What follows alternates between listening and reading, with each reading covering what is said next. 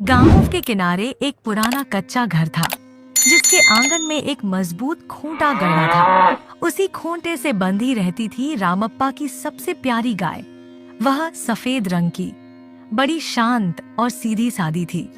उसकी आंखों में अजीब सी मासूमियत थी, जैसे वह अपने मालिक की हर बात समझती हो। लेकिन इस गाय की सबसे अनोखी बात यह थी कि रामप्पा उसे गाय नहीं बल्कि भैंस कहकर पुकारते थे। अरे मेरी भैंस, इधर आ। भैंस, चारा खा ले। जो भी पहली बार सुनता वह चौंक जाता।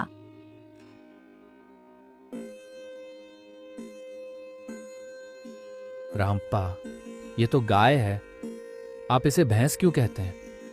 रामप्पा बस मुस्कुरा देते। उनकी आंखों में हल्की शरारत और गहरी समझ झलकती। असल में कई साल पहले की बात थी, जब यह गाय छोटी बछिया थी। तब वह बहुत दुबली पतली थी। गांव के लोग हंसते थे। रामप्पा, यह क्या ले आए?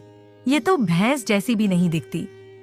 उस दिन रामप्पा ने मजाक में कहा था, देख लेना, एक दिन यही मेरी भैंस बनेगी। ताकत और दूध दोनों में सबसे आगे। धीरे धीरे वह बात मजाक से आदत बन गई। रामप्पा उसे प्यार से भैंस कहने लगे। गाय भी जैसे उस नाम को पहचानने लगी थी। जब भी भैंस पुकारा जाता, वह तुरंत सिर उठा लेती। समय बीतता गया, गाय बड़ी हुई, सचमुच खूब दूध देने लगी। अब लोग मजाक नहीं उड़ाते थे, बल्कि कहते, रामप्पा की भैंस तो पूरे गांव में सबसे अच्छी है। धीरे धीरे पूरा गांव उसी गाय को भैंस कहने लगा। बच्चों से लेकर बुजुर्गों तक सबकी जुबान पर वही नाम चढ़ गया। किसी को याद भी नहीं रहा कि वह असल में गाय है। रामप्पा हंसते हुए कहते, नाम में क्या रखा है? असली बात तो परवरिश और प्यार की है। कर्नाटक के एक छोटे से गांव में एक किसान रहता था। उसका नाम रामप्पा था।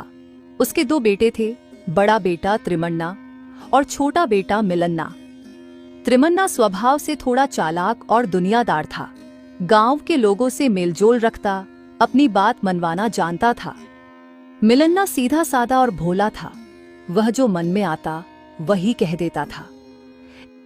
एक दिन अचानक किसान रामप्पा बीमार पड़ गया। गांव के वैद्य को बुलाया गया, लेकिन बीमारी बढ़ती गई। 24 घंटे के अंदर ही उसने दुनिया छोड़ दी। घर में शोक छा गया। भैया, अब हम दोनों ही हैं। पिताजी हमें छोड़कर चले गए। हाँ मिलन्ना, अब हमें सब कुछ संभालना होगा।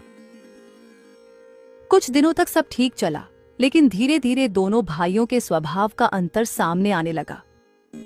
भैया, खेत की आमदनी बराबर बांटेंगे ना? तुम मुझे सिखाओगे? मैं बड़ा हूं, मुझे पता है क्या करना है। छोटी छोटी बातों पर तकरार बढ़ने लगी। गांव का मुखिया यह सब देख रहा था। उसने सोचा, अगर इनका झगड़ा बढ़ा तो पूरे गांव में अशांति फैल जाएगी। उसने दोनों भाइयों को बुलाओ, आज ही संपत्ति का बांटवारा कर देते हैं। अगले दिन पंचायत बैठी। बताओ बेटा, क्या परेशानी है? हम दोनों अलग रहना चाहते हैं। मिलन्ना चुप था। पंचों ने जमीन, घर और अनाज का बराबर बांटवारा कर दिया। लेकिन समस्या तब खड़ी हुई जब आखिरी दो चीजें बचीं, एक भैंस और एक ऊनी कंबल। इनका क्या किया जाए? भैंस की कीमत ज्यादा है, कंबल सस्ता है। दोनों बराबर कैसे होंगे? अगर अनुमति हो तो मैं एक उपाय बताऊं? हाँ बताओ। भैंस के 2 हिस्से कर दो, मुंह वाला हिस्सा बड़े भाई का और पीछे वाला हिस्सा छोटे भाई का। सब लोग एक दूसरे को देखने लगे। वह आगे बोला, और कंबल दिन में बड़े भाई के पास रहेगा, रात में छोटे भाई के पास। मुझे मंजूर है।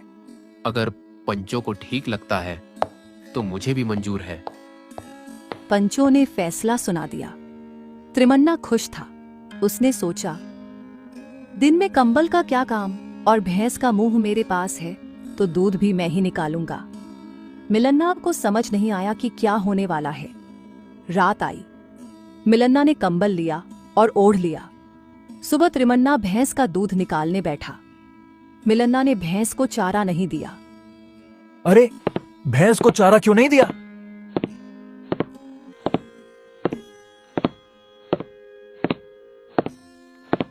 भैया, मुंह आपका है, चारा देना भी आपका काम है। ये क्या बेहुदा बात है? पंचों का फैसला है भैया। त्रिमन्ना झुंझलाकर खुद चारा डालने लगा। शाम को जब मिलन्ना दूध निकालने बैठा तो त्रिमन्ना ने भैंस के मुंह पर डंडा मारना शुरू कर दिया। भैंस ने पिछली टांग से जोरदार लात मारी। दूध की बाल्टी दूर जा गिरी। मैं अपने हिस्से के मुंह पर जो चाहूं करूं, तुम्हें क्या? मिलन्ना चुप हो गया। धीरे धीरे यह अन्याय बढ़ने लगा। भैंस वाले फैसले के बाद गांव का माहौल बदल गया था। हर गली, हर आंगन में बस एक ही चर्चा थी, रामप्पा के दोनों बेटों का झगड़ा। शाम का समय था। गांव की चौपाल पर अरे भाई, भैंस को भी कोई हिस्सों में बांटता है क्या? पंचों ने भी अजीब फैसला कर दिया। फैसला गलत नहीं, लालच गलत है। किसका लालच? त्रिमन्ना का। वह चालाक है।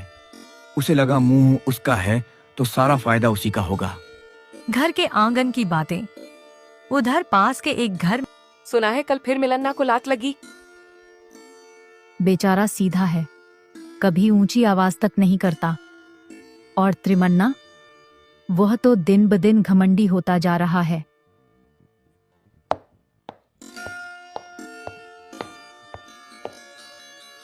अम्मा, अम्मा, आज फिर दूध गिर गया। औरतें एक दूसरे को देखने लगी। सुबह त्रिमन्ना फिर चिल्लाया, अरे मिलन्ना, चारा क्यों नहीं रखा? भैया, मुंह आपका हिस्सा है। हर बार वही रट लगा देता है। उसने डंडा जोर से जमीन पर पटका। भैंस डर गई, उसकी आंखें फैल गईं। मिलन्ना धीरे से बोला, जानवर को मत डराइए भैया, वह क्या समझेगा हिस्सों का हिसाब। तू तो बड़ा ज्ञानी बन गया है। रात को मिलन्ना आंगन में बैठा था। पास वाले घर से आवाजें आ रही थीं। एक बूढ़ी दादी अपनी बहू से कह, देख बहू, लालच इंसान को अंधा कर देता है, त्रिमन्ना को समझना चाहिए। पर दादी, अगर मिलन्ना जवाब दे दे तो? सीधा आदमी देर से बोलता है, पर जब बोलता है तो सच बोलता है। मिलन्ना यह सब सुन रहा था। उसके मन में हल्की सी ताकत आई। जैसे को तैसा। अगले दिन सुबह मिलन्ना ने भैंस को तालाब के पास बांध दिया। त्रिमन्ना दौड़ता हुआ आया। ये क्या कर रहा है? पीछे वाला हिस्सा मेरा है। गांव वाले हंसेंगे। भैया, जब आप डंडा मारते थे तब भी गांव वाले देखते थे। त्रिमन्ना चुप हो गया।